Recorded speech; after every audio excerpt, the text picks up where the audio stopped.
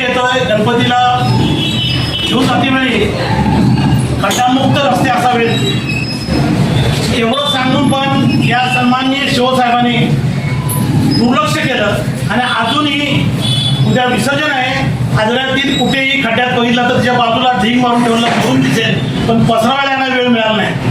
त्यासाठी आम्ही त्यांचा सत्कार करण्यासाठी आलो होतो, पण ते इथं हजर नाहीत. म्हणून आज समस्त आजरेकरांच्या वतीनं आजऱ्यातील खड्डे पुढच्या 7-8 दिवसात जर नाही बुजवले तर ह्यावेळी हा फुलांचा हार आणलेला आहे, पुढच्या वेळी सांगता येत नाही.